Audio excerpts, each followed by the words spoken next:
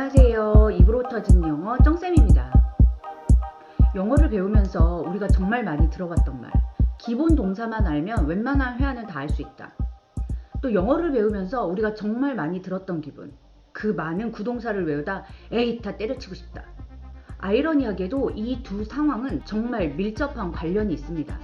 기본 동사로 웬만한 말을 다 표현할 수 있는 이유가 기본 동사 플러스 전치사나 부사로 이루어진 구동사 때문이거든요.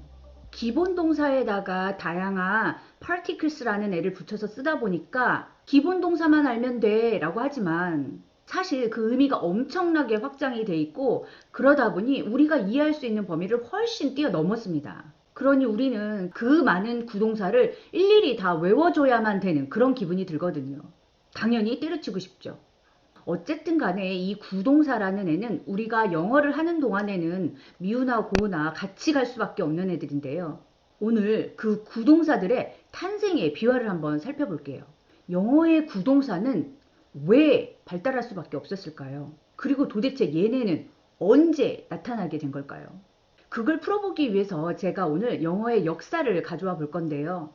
제가 세계사를 전공한 사람도 아니고 그저 여러분들의 이해를 돕기 위해서 가져온 도구라고 생각을 해주시고요. 조금 미흡한 부분이 있어도 그 큰 흐름, 맥락을 봐주시면 감사하겠습니다.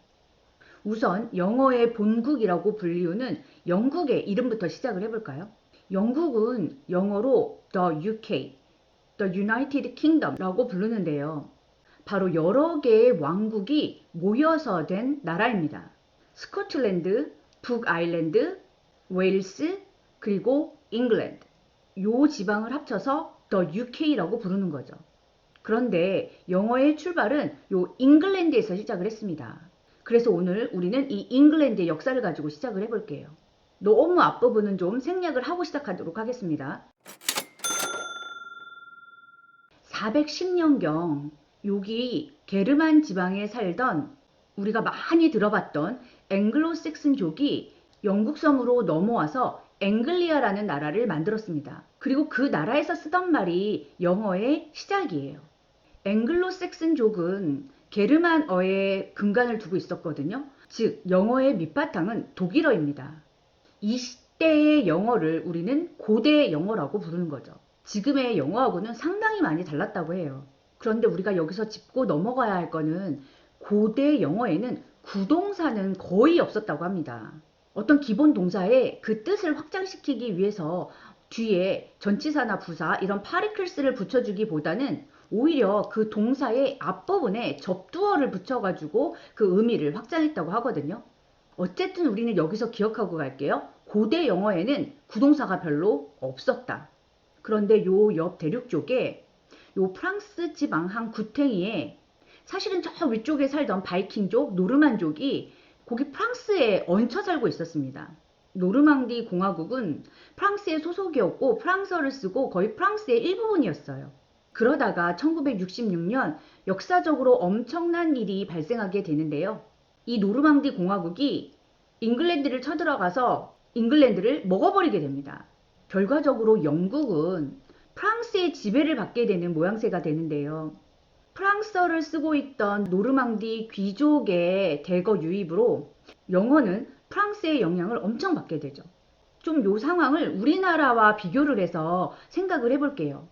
언어라는 것은 주변 국가의 영향을 받기 마련인데요. 우리나라만 보더라도 세종대왕께서 여러 집현전 학자들과 더불어서 그 멋진 한글을 만들어서 그렇게 국민들에게 쓰라고 독려를 했지만 당시 풍조가 기본적으로 그 강대국이었던 중국의 한자어가 대세였잖아요. 뭐 좀 배운 사람들, 귀족층, 상류층은 전부 다 한자어를 선호를 했고요. 뭐 한글은 대부분 평민이나 피지배층이 쓰는 그런 언어였었죠.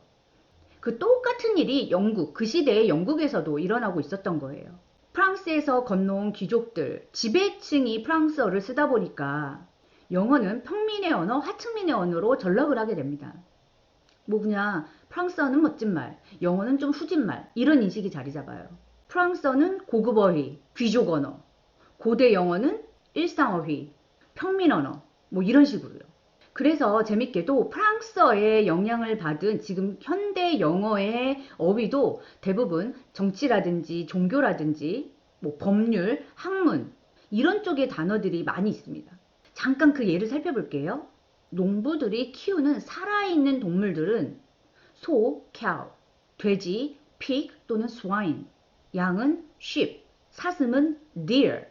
이런 식으로 평민들이 접하는 동물이고요. 근데 이게 요리가 돼서 식탁에 딱 올라오게 되면 프랑스어로 바뀝니다. cow는 beef, 돼지는 swine, pig는 pork 또는 bacon, sheep, 양고기는 mutton, deer였던 사슴이 식탁으로 올라오면 venison. 이런 식으로요. 또 우리가 평민들이 그냥 아침에 간단하게 끼니 때우듯이 먹는 거 breakfast. 이건 고대 영어에서 왔고요. 하지만 저녁에 성찬 쫙 차려 먹고 먹는 것 supper, dinner, feast 이런 말들은 전부 프랑스어의 기원입니다. 가구도 마찬가지입니다. 의자를 stool이라고 하기도 하고 chair이라고 하기도 하는데요. 그냥 뚝딱뚝딱 만들어서 실용적인 느낌의 stool 그리고 고급진 가구의 느낌 chair 또는 table 이런 가구들은 전부 프랑스어의 기원입니다. ship, vessel 마찬가지고요. 뭐 동사도 마찬가지예요. 그냥 쉽게 우리가 일상적으로 보는 begin 이거는 그냥 평민들이 쓰는 말이었고요. commence 라는 동사는 프랑스어에 근간을 둔 동사입니다. 이런 풍조가 무려 300년 가까이 1377년 영국이랑 프랑스랑 100년 전쟁이 붙을 때까지 계속됩니다.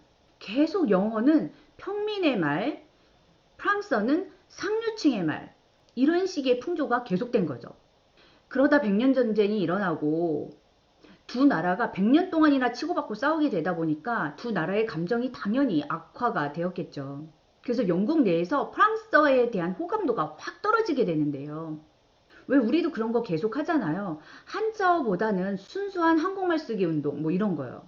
같은 맥락으로 순수 영어 쓰기 붐이 일기 시작하는데요. 이제 뭐 어렵고 복잡한 프랑스어 말고 순수 고대 영어를 쓰자 뭐 이런 식으로요. 이런 의미로 그 어려운 프랑스어를 대체하기 위해서 영어, 고대 영어 기본 동사에 어떤 파리클스를 붙여가지고 그 의미를 쭉쭉 확장해 나가기 시작을 합니다. 이러면서 구동사들이 폭발적으로 늘어나기 시작해요. 이제 그것들이 바로 우리가 지금 엄청 괴로워하면서 외우고 있는 구동사들인데요. 순수 영어를 살리자 뭐 그런 뜻은 좋았지만 현재 영어를 외국어로 배우고 있는 우리로서는 정말 그 뜻을 유추하기가 힘든 그런 지경에까지 이르게 되는 거죠. 고대 영어 기본 동사에 파티클만 붙여서 프랑스어가 갖고 있던 모든 동사의 의미를 다 표현해야 했으니까요. 아무튼 이 구동사의 발달은 셰익스피어 시대에 거의 폭발적이 되는데요. 한번 이 리스트를 살펴볼게요.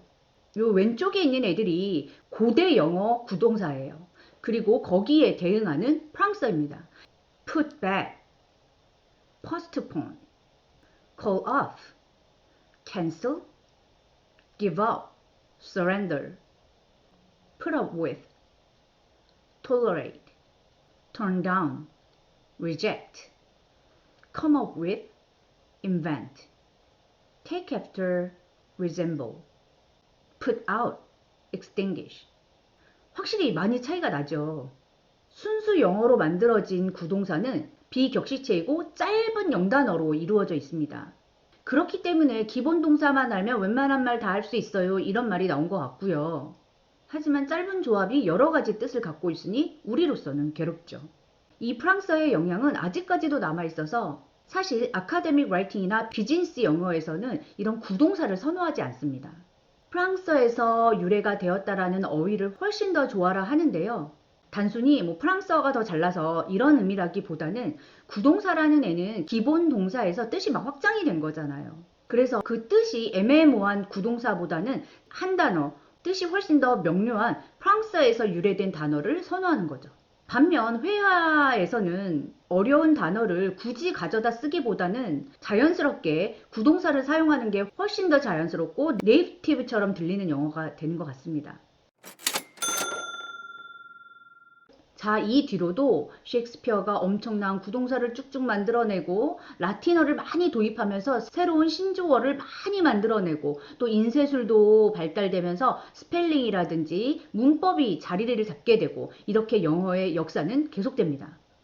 자, 오늘은 이렇게 우리 간단하게 구동사가 왜 생겨날 수밖에 없었는지, 그리고 구동사가 현재 우리가 쓸 때 어떤 느낌으로 받아들여지는지를 살펴봤는데요. 이런 기본 지식을 가지고 영어 공부를 하면 좀 더 재밌지 않나요? 언어라는 것은 정말 재밌는 것 같아요. 다른 나라와 주변 국가와의 관계도 여기에 다 나타나 있고요. 그 나라의 국민의 국민성, 문화까지 다 반영이 되고 있습니다. 그래서 언어를 배울 때 그 나라의 역사라든지 문화 이런 것들을 같이 배우는 게 진정하게 그 언어를 습득하는 길이 아닐까 싶네요. 자, 오늘 영상 이렇게 마치고요. 또 다음 시간에 다시 만나요.